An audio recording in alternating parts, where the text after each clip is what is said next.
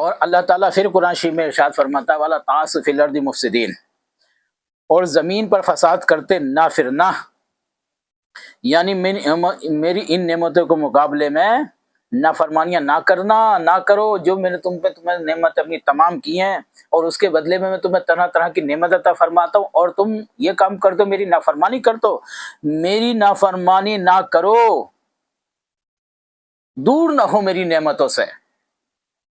نعمتوں سے بننا محروم کر دیے جاؤ گے۔ جو میں نے تمہیں نعمت اپنی عطا فرمائی ہیں،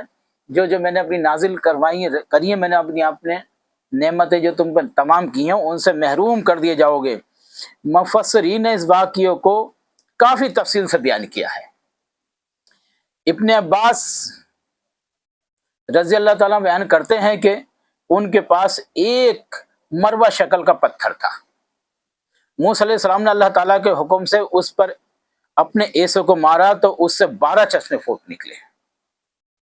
یعنی ہر طرف 3 چشمے تھے، اور ہر خاندان کو اس کے چشمے کے بارے میں بتا دیا گیا تھا، یہ آپ کا چشمہ ہے، یہ آپ کا چشمہ ہے، یہ آپ کا چشمہ ہے، یہ آپ کا چشمہ۔ جتنے خاندان تھے ہر خاندان کو، ہر فرد کو بتا دیا گیا تھا یہ آپ کے لیے ہے، یہ آپ کے لیے چشمہ بنا دیا گیا، اور یہ آپ کے لیے تھا، اللہ نے فرما دیا۔ وہ اس سے پانی پئیں، وہ نقل و مکانی کر کے جس جگہ بھی جاتے تھے یہ پتھر ان کے ساتھ ہوتا تھا، اس پتھر سے پانی نکلتا تھا، اور جس جگہ بھی جاتے تھے وہ پتھر ان کے ساتھ ہوتا تھا۔ یہ اللہ کا کرشمہ دیکھیے، اللہ کی رحمت اور حکمت دیکھیے۔ یہ واقعہ سورہ اعراف میں بھی بیان کیا گیا ہے، اور چونکہ مکی صورت ہے اس لیے وہاں غائب کے صیغے استعمال کیے گئے ہیں، کیونکہ وہاں اللہ تعالیٰ نے اپنے نبی کو ان کے حالات سے مطلع کیا ہے، اور یہ سورہ بقرہ مدنی اور سورہ مدینہ میں یہودیوں سے موجود ہے، اس لیے اس میں خطاب براہ راست اور بنی اسرائیل سے ہے، اور اسی بنا پر ان سے حاضر اور صیغوں میں خطاب کیا گیا ہے کہ سورہ اعراف میں لفظ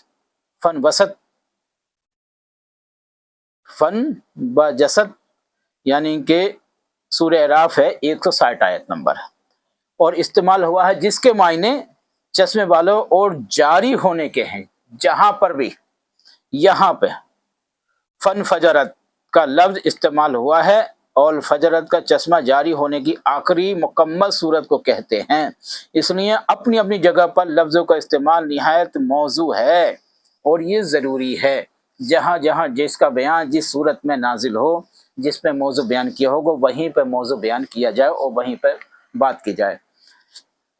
اللہ تعالیٰ فرماتا وَإِذْ قُلْتُمْ يَا مُوسَىٰ لَن نَّصْبِرَ عَلَىٰ طَعَامٍ وَاحِدٍ فَادْعُ لَنَا رَبَّكَ نَحْنُ يُخْرِجُ لَنَا مِمَّا تُنبِتُ الْأَرْضُ مِنْ بَقْلِهَا وَقِثَائِهَا وَفُومِهَا وَعَدَسِهَا وَبَصَلِهَا قَالَ أَتَبْدِلُونَ الَّذِي هُوَ أَدْنَىٰ بِالَّذِي هُوَ خَيْرٌ اهْبِطُوا مِصْرَ فَإِنَّ لَكُمْ مَا سَأَلْتُمْ۔ اللہ تعالیٰ قرآن شریف کے اندر اس کے ترجمے میں ارشاد فرماتا ہے، اور جب تم نے کہا کہ اے موسیٰ ہم ایک ہی کھانے پر ہرگز صبر نہیں کر سکتے، لہٰذا ہمارے لیے اپنے رب سے دعا مانگ کہ وہ ہمارے لیے 2 چیزیں نکال دے جو زمین میں اگائی گئی، جو زمین سے اگائی جاتی، یعنی ترکاری، ککڑی، گندم، مسور اور پیاز۔ موسیٰ علیہ السلام نے کہا کیا تم کمتر چیز لینا چاہتے ہو بدلے میں اس چیز کے جو بہتر ہو، کہ جو بہتر چیز ہے کہ اس سے کمتر لینا چاہتے ہو، اس سے اچھی اور بھی چیز ہے۔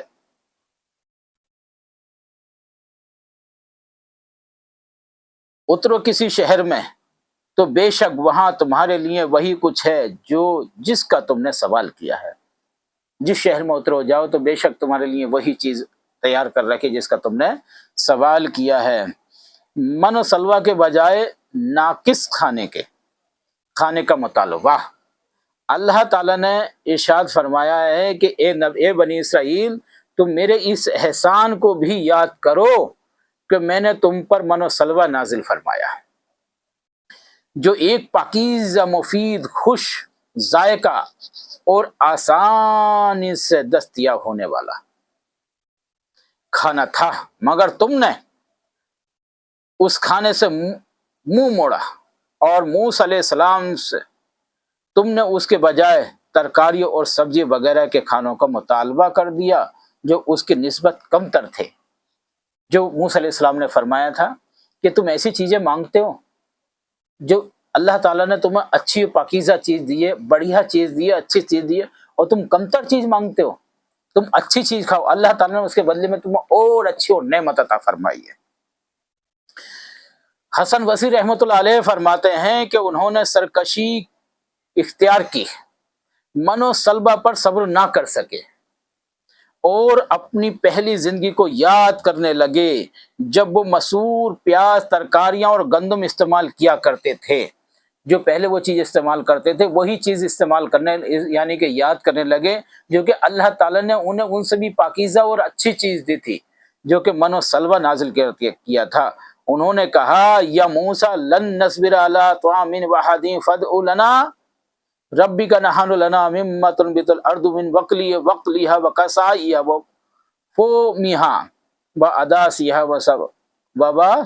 وبصلها۔ اے موسیٰ، ہم ایک ہی کھانے پر ہرگز صبر نہیں کر سکتے۔ یہ موسیٰ کی قوم نے کہا موسیٰ علیہ السلام سے، لہذا ہمارے لیے اپنے رب سے دعا مانگ کے وہ ہمارے لیے دو چیزیں نکالے جو زمین سے اگ جاتی ہوں اور اس کی ترکاری، ککڑی، گندم، مسور اور پیاز، ایسی چیزیں نکالو جو یعنی کہ جو زمین سے اگائی جاتی ہوں، اور وہ اس چیز پہ صبر نہ کر سکے جو اللہ تعالیٰ نے ان سے اچھی چیز عطا فرمائی تھی، جیسے کہ من اور سلوہ۔ اس چیز کی ان آیت پر بھی یعنی کہ اللہ کا شکر ادا نہ کر سکتے۔ اور اس آیت میں ذکر ہے کہ انہوں نے علی طعام واحد کہا کہ حالانکہ وہ من و سلوہ کھاتے تھے لیکن ان دونوں کو انہوں نے ایک کھانا اس لیے قرار دیا کہ روزانہ انہیں یہی چیزیں ملتی تھیں اور اس میں کوئی تبدیلی نہ ہوتی تھی، گویا وہ ایک ہی نوع کا کھانا تھا۔ ترکاری، ککڑی اور مسور دو معروف چیزیں ہیں، البتہ فوم کے معنی میں اختلاف ہے۔ ابن مسعود کی قرآت میں وہ فومیہا کے بجائے سومیہا یعنی کہ سا کے ساتھ ہے۔ ابن ابو حاتم نے حسن بصری رحمۃ اللہ سے روایت کیا کہ ابن عباس رضی اللہ تعالیٰ عنہ نے ارشاد فرمایا ہے وہ فومیہا کے معنی لہسن کے ہیں۔ قدیم لغت میں فوم لنا کے معنی بخشیر کے ہیں اور یعنی وہ ہمارے لیے روٹی پکاؤ۔ ابن جریر فرماتے ہیں کہ ابن مسعود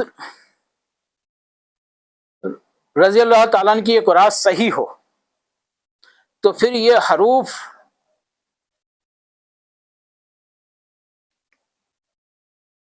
مبدلہ میں سے ہے، جیسے صرف المشل، ضرب المشل ہے وہ قووں یعنی کہ وہ ہلاکت کے گڑھے میں گر گئے وہ لوگ اور انہوں نے اپنے لیے اچھا نہ کیا، اور گھر کا سامان اور بدبو دار گوندے سے اور صافہ سے بدل جاتی ہے۔ اور واللہ علم، و دیگر مفسرین نے لکھا ہے کہ اس کے معنی گندم کے ہیں جس سے روٹی بنائی جاتی ہے۔ امام بخاری رحمۃ اللہ علیہ فرماتے ہیں کہ بعض لوگوں نے کہا کہ کھائے جانے والی تمام دانوں کو فوم کہا جاتا ہے، اور فرمایا ہے اللہ تعالیٰ نے قرآن شریف میں وَضُرِبَتْ عَلَيْهِمُ الذِّلَّةُ وَالْمَسْكَنَةُ وَغَضِبَ مِنَ اللَّهِ ذَلِكَ بِأَنَّهُمْ كَانُوا يَكْفُرُونَ۔ ویات اللہ بی آیات اللہ ویقتلون النبیین وغیر الحق ذالک آس وکانوا یعتدون، اور ان پر ذلت اور محتاجی مسلط کر دی گئی ہے جب انہوں نے اللہ کی نافرمانی کی، اور وہ اللہ کے غضب کے ساتھ لوٹے، اور یہ اس لیے ہوا کہ بے شک وہ اللہ کی آیتوں کا انکار کرتے تھے اور قتل کرتے تھے نبیوں کو، ناحق بنا وجہ نبیوں کو قتل کرتے تھے۔ یہ اس سبب سے انہوں نے نافرمانی کی، اور وہ حد سے بڑھنے والے تھے۔ اللہ تعالیٰ ارشاد فرماتا، وہ کون تھے؟ وہ حد سے بڑھنے والے تھے۔ تو اللہ تعالیٰ فرماتا ہے، اور اللہ تعالیٰ نے فرمایا، فرمان الہی ہے، کالا استبدلون الذی یستبدلونکا، یعنی کہ لونا الذی ہوا ادنا بالذی ہوا خیر۔ موسیٰ علیہ السلام نے کہا کہ تم وہ چیزیں چھوڑ کر ان کے بدلے ناقص چیزیں چاہتے ہو؟ وہ تو اچھی اچھی چیزیں ہیں، اور ایسی چیز چاہتے ہو جو ان سے ہلکی ہو۔ یہ ان کو ڈانٹ ڈپٹ اور سرفہرست تھی کہ انہوں نے ان کم تر، یعنی کہ کم تر کھانوں کو مطالبہ کیا، حالانکہ وہ انہیں بہت عمدہ اور خود ذائقہ کھانا مل رہا تھا اور کھا رہے تھے، اور ایس و عسرت کی زندگی بشر کر رہے تھے، لیکن انہوں نے ایسی چیز مانگی جو اس سے ہلکی ہو، لیکن اللہ کی نافرمانی کی، اللہ کی نازل کردہ نعمت کردہ چیز کو انہوں نے ٹھکرا دیا۔ تو فرمان الہی ہے، اہبتو مصر، کسی شہر میں جاؤ، اترو۔ اس کے بارے میں ابن عباس رضی اللہ تعالیٰ فرماتے ہیں کہ اس کے معنی یہ ہے کہ اس سے کہا گیا کہ تم کسی شہر میں چلے جاؤ۔ ابن جریر نے ابو عالیہ اور ربا بن انس رحمۃ اللہ علیہ کا قول ذکر کیا ہے کہ انہوں نے اس کی تفسیر بیان کی ہے کہ تم فرعون کے شہر مصر میں چلے جاؤ، لیکن صحیح بات یہ ہے کہ وہ اس سے یہ مراد ہے کہ تم کسی بھی شہر میں چلے جاؤ، جیسے کہ ابن عباس رضی اللہ تعالیٰ اور دیگر صحابی سے اس کی تفسیر منقول ہے۔ اور موسیٰ علیہ السلام کے زمانے کا مقصد یہ تھا کہ وہ جو تم سے مطالبہ کیا ہے یہ کوئی مشکل نہیں ہے۔ اللہ تعالیٰ نے فرمایا ہے موسیٰ علیہ السلام جو تم سے انہوں نے کام کا مطالبہ کیا ہے یہ کوئی مشکل کام نہیں ہے، تم کسی بھی شہر میں چلے جاؤ، یہ چیزیں تو ہر جگہ دستیاب ہیں، لیکن جو میں نے تم پہ نازل کی ہیں وہ نعمتیں وہ ہر جگہ دستیاب نہیں ہیں، ان کے بارے میں خاص اہتمام سے اللہ تعالیٰ سے دعا کرنے کی ضرورت نہیں۔ مجھ سے آپ کی تمہیں کیا ضرورت ہے؟ اللہ تعالیٰ فرماتا ان چیزوں کی، تم کہیں بھی چلے جاؤ گے تو آپ کو وہ پیاز، لہسن، مسور، یہ سب چیزیں آپ کو مل جائیں گی۔ منع سلوہ کے مقابلے میں یہ سادہ سی چیزیں تو ہر شہر میں کثرت سے دستیاب ہیں، جہاں بھی جاؤ گے، جس جگہ جاؤ گے تو مل جائیں گی۔ اس لیے انہوں نے فرمایا استبدلون الذی ہوا ادنا بالذی ہوا خیر اہتوا بمصر فإن لکم ما سلتم، کیا تم وہ عمدہ چیزیں چھوڑ کر ان کے بدلے میں کمتر چیزیں چاہتے ہو؟ اللہ تعالیٰ فرماتا اگر یہی چیزیں طلب ہیں تو کسی بھی شہر میں جاؤ، اتر جاؤ، تم دیکھو گے وہاں پر مانگتے مل جائیں گی، یعنی کہ مانگتے مل جائے گی، جہاں بھی چاہو گے آپ کو مل جائے گی۔ بنی اسرائیل کا یہ سوال سرکشی و بغاوت نعمت الہی کو ٹھکرانے پر مبنی تھا، اس کی کوئی ضرورت بھی نہ تھی، اس لیے انہیں کوئی جواب نہیں دیا گیا، اور انہیں وہ چیزیں تھیں وہ اللہ تعالیٰ نے پہلے کے پہلے ہی بتا دیں کہ میں نے جو چیزیں تم اپنی اپنی نعمت سے تمام اور سرفراز فرمایا ہے